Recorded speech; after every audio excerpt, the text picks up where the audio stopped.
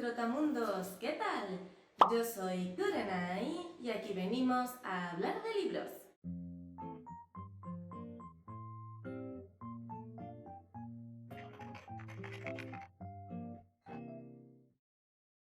Como veréis, he cambiado un poco el plano y de momento este me gusta bastante más. He cambiado un poco la cámara para que no se vea tanto blanco del lateral de las estanterías y se vean mejor mis estanterías. Y también, como podréis escuchar, el tema del eco todavía no se ha solucionado, pero es principalmente porque estoy grabando este vídeo al día siguiente de haber subido el anterior, aprovechando que hoy está haciendo bastante fresco y estar en esta habitación no es un horno. Pero bueno, al margen de problemas técnicos, hoy os traigo un tag que amerita la ocasión y bastante apropiado para la etapa que estoy viviendo en este momento, que es el book tag de la casa nueva, al que no me nominó nadie, pero cuando recordé que este tag existía me pareció que era el mejor momento para traerlo y el único realmente en el que yo creo que podría traer este tag. Así que comencemos con las preguntas. La primera pregunta es un libro que siempre quisiste tener, y aquí la verdad es que he estado dando bastantes vueltas porque realmente no hay ningún libro que yo lleve años diciendo Dios mío, lo necesito en las estanterías. Es decir, sí que hay libros que a lo mejor veo y digo, guau, me encantaría comprarlo, me encantaría tenerlo en mis estanterías, pero no recuerdo un libro con el que tenga esa sensación, pero desde hace años, porque aquí, bueno, según está formulada la pregunta, yo entiendo que es un libro con el que llevas mucho tiempo detrás de él, y ese no es mi caso. No suelo estar, digamos, obsesionada con tener un libro en mis estanterías desde hace muchísimos años, y lo más parecido que puedo recordar o lo más parecido que he encontrado son los libros de Carlos Ruiz Zafón. Es un autor que en su momento leí principalmente de la biblioteca, me gustó muchísimo, ya lo sabéis porque he hablado de él recientemente en el canal, y es un autor del que sí que me gustaría tener sus libros en físico. No es algo que lleve desde hace como años queriendo tener en mis estanterías, pero sí que es cierto que a raíz de volver a leerme La sombra del viento me ha vuelto a picar esas ganas de Zafón, me ha vuelto a picar esas ganas de tenerlo en mis estanterías, y ahora que tengo espacio sí que me gustaría darle hueco a este autor en mi librería. De él solamente tengo El príncipe de la niebla en una edición de bolsillo bastante malucha, y me gustaría tener todos sus libros en una buena edición, a ser posible de tapa dura, y me gustaría empezar por el libro de Marina. Si veis cambios ligeros de plano es que le estoy dando constantemente con el pie al trípode porque es un trípode nuevo al que no estoy acostumbrada y mis piernas chocan con él, así que bueno, lo siento.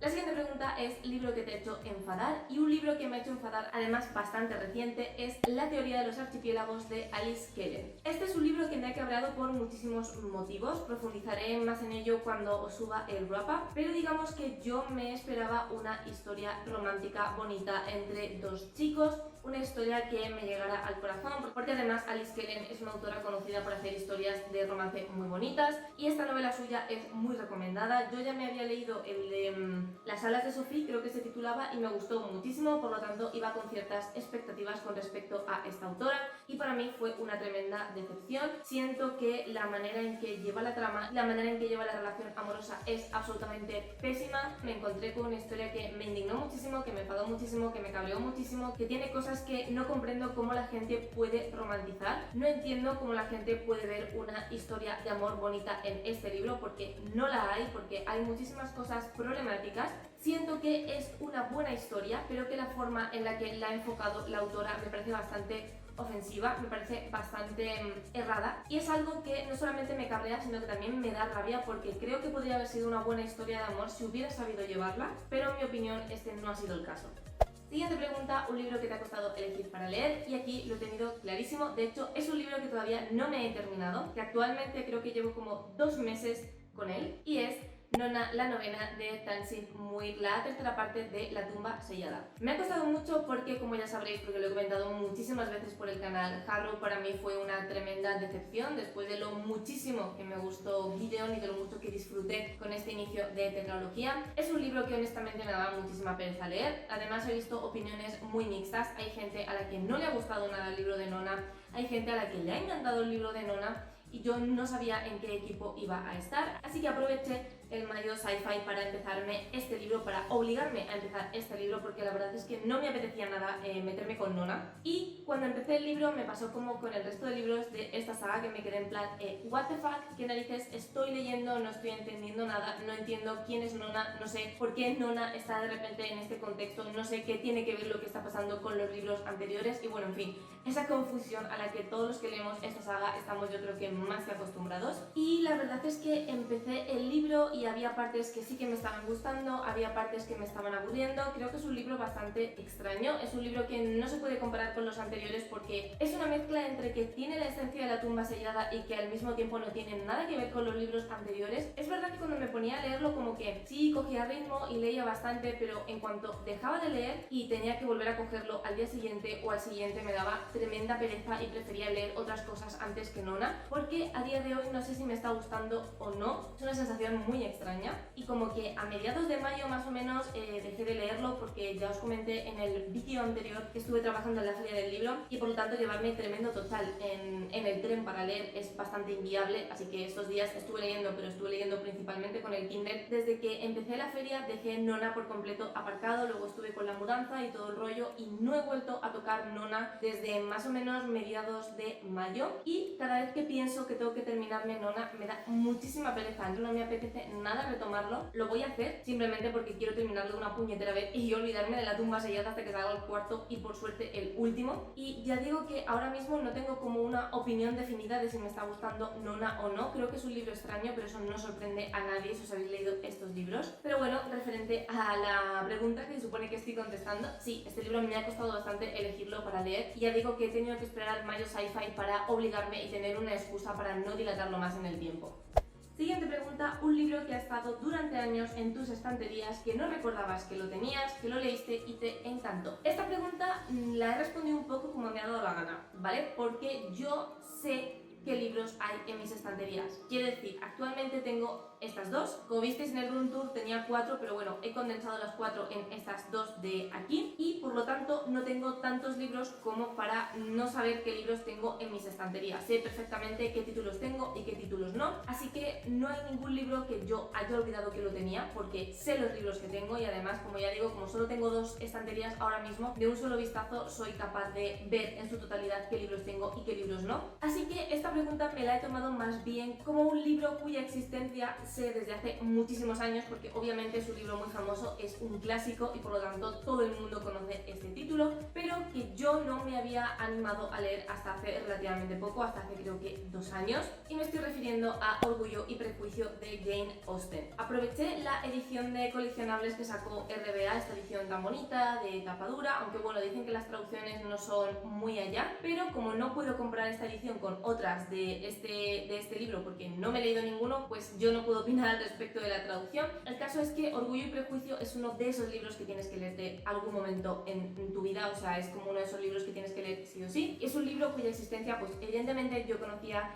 es un libro cuya fama le precede, que todo el mundo que lo ha leído lo ama, que a todo el mundo le ha encantado, es uno de esos clásicos que tienes que tener sí o sí en tus estanterías y digamos que aproveché esta colección de RBA para comprármelo de una vez y hace creo que pues esos 2 años me decidí a leerlo por fin y la verdad es que me gustó mucho, me sorprendió. Sabéis que yo no soy mucho de clásicos porque la mayoría de ellos me parecen bastante densos, me parecen pedantes y me parece que, bueno, que el hecho de que sean clásicos no significa que tengan que ser intrínsecamente buenos o que tengan que gustarte. Y cuando te enfrentas a clásicos como Orgullo y Prejuicio, yo por lo menos siempre tengo ese miedo de ¿y si no me gusta? ¿Y si voy contracorriente? ¿Y si todo el mundo lo adora y yo soy la rara a la que no le gusta Jane Austen? Yo soy la rara que no disfruta con Orgullo y Prejuicio, pero al contrario, mis prejuicios fueron completamente evaporados cuando leí esta novela porque me gustó muchísimo. Entiendo perfectamente por qué a tanta gente le gusta esta obra, me parece buenísima y me parece que a pesar de tener tantos años y a pesar de ser un clásico, está muy de moda en el sentido de que ahora mismo están saliendo muchísimas novelas románticas del estilo de Regencia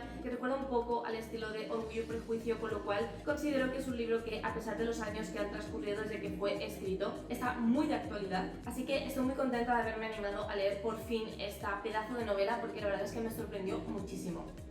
Siguiente pregunta, un libro que no te llevarías a la nueva casa. Y bueno, aquí hay varios porque cuando empecé a meter libros en cajas decidí de una vez por todas llevar varios libros a la biblioteca porque como os comenté también en ese room tour tenía como varias novelas apartadas que quería llevar a la biblioteca pero me daba mucha pereza y eso que antes vivía al lado de una biblioteca. Cuando me puse a meter libros en cajas dije este es el momento porque te vas a mudar a un sitio que está más lejos todavía de la biblioteca, por lo que te va a dar infinita pereza si te llevas estos libros a tu nueva casa y luego tienes que ir a donarlos. Y de paso pues también saqué algunos libros que en un principio no tenía en mente donar, pero que conforme fui sacándolos de mis estanterías dije, no me lo voy a volver a leer, es un libro que no me apetece, así que no me lo voy a llevar por si acaso, sino que directamente me voy a deshacer de él y ya está. También es verdad que en esos momentos tengo más vena de donación, más que nada porque me da mucha pereza tener que meter libros en cajas y luego transportarlos, con lo cual cuanto menos libros tenga que meter en cajas y menos tenga que transportar, pues mejor. Esa fue un poco mi filosofía. Y uno de los libros que decidí sacar en esa purga fue el de Serafina de Rachel Hartman. Este es un libro, bueno, es una biología cuya idea principal y el argumento y la manera en que la autora maneja las cosas me gustó muchísimo, porque parte de una premisa en la que los dragones tienen la capacidad de convertirse en humanos. Es como que su verdadera naturaleza son dragones, pero son capaces de mutar su cuerpo y hacerse pasar por humanos. No es algo que tengan oculto, todo el mundo sabe que existen los dragones que tienen cuerpo de humanos y conviven, digamos, con cierta paz, con cierta convivencia. Y si no recuerdo mal, nuestra protagonista, que es Serafina, era mitad dragona, mitad humana, y en su caso ella sí que estaba mal vista, nadie podía saber que tenía escamas y creo que también tenía cola. Es que no me acuerdo muy bien porque me lo leí hace muchos años, pero sí que recuerdo que el argumento me pareció muy original, que me gustó muchísimo cómo lo llevaba la autora. También me gustó muchísimo el jardín mental que tiene la protagonista, que como que en su cabeza tiene montado un jardín donde hay diferentes personajes y por las noches tiene que cuidar su jardín y asegurarse de que todo está en orden. Lo dicho, el argumento y las ideas que tiene la autora me parecían muy originales y eso me gustó muchísimo, pero lo que no me gustó del libro es que era muy complejo. Es un libro con el que tenías que dar el 200% de tu concentración para poder leerlo y entenderlo bien, y se me hizo muy denso, se me hizo muy pesado, se me hizo muy tedioso. Y cuando son libros tan densos, cuando son libros que me cuesta tantísimo avanzar con ellos, son libros que suelo descartar. El de Serafina, en este caso, lo tenía comprado en físico. El segundo creo recordar que me lo leí en digital o de la biblioteca, pero bueno, nunca me lo llegué a comprar, pero sí que me lo leí. Me lo leí un poco porque ya que era una biología, ¿no? Pues quería terminarla. Y bueno, el segundo me gustó, pero creo que incluso me gustó menos que el primero, así que dije, mira, no tiene sentido que tenga que el primero si sé que no lo voy a volver a releer, que no fue un libro que me fascinara, y además para tener el primero en físico y no tener nunca el segundo, pues directamente lo dono, y eso fue lo que hice. La siguiente pregunta es el primer libro que te llevaste a tu casa. Y aquí la verdad es que no voy a dar una respuesta excesivamente profunda, porque el primer libro que me traje a esta casa fue por una cuestión práctica, y es el de Cinder, que es la primera parte de Crónicas Lunares, escrito por Marisa Meyer, y la cuestión práctica es que la autora firmaba en la feria. Yo quería su firma, pero como ya comenté creo en el vídeo anterior, no pude escaquearme a su firma porque yo trabajaba en la feria del libro, y Marisa Meyer es una de esas autoras que si firma, qué sé yo, a las 3 de la tarde tienes que hacer cola desde las 9 y evidentemente yo no podía, pero mi amiga Rebeca de Un Libro Más vino a la feria del libro, fue a la firma de Marisa Meyer, así que yo necesitaba tener este libro localizado y obviamente fuera de cajas para poder entregárselo en la feria y que me lo firmara. Así que fue el primero que me traje a esta casa para dejarlo en un sitio concreto, en un sitio visible para saber dónde estaba y que estaba fuera de cajas y poder llevarlo a la feria para que Rebeca me consiguiera la firma. Siguiente pregunta, un libro que tiene un final de infarto, y aquí con esta premisa inmediatamente me ha venido a la cabeza esta novela, El héroe de las eras de Brandon Sanderson, que es la última parte de la primera saga o la primera era de Nacidos de la Bruma. El final de esta novela es espectacular. No puedo decir por qué, porque cualquier cosa sería hacer spoiler, pero wow, menuda montaña rusa de sentimientos, menuda montaña rusa de acontecimientos. Por mucho que tú creas saber por dónde va el autor, consigue sorprenderte, pero no os imagináis a cuántos niveles consiguió sorprenderme. Pasan muchísimas cosas en un corto espacio de tiempo, muchísimas cosas alucinantes que no te veías venir, muchísimas cosas tristes que no te veías venir. De hecho, sigo sin perdonar lo que hizo con este final. Cuanto más reflexiono acerca de él, más pienso que es el final más correcto que pudo tener este libro, pero eso no quita que me enfadara muchísimo. Bueno, más que me enfadara, que me pusiera súper triste. Y no recuerdo un libro con un final tan impactante y tan sorprendente y con tantos giros de trama como el que nos dio Sanderson en este libro.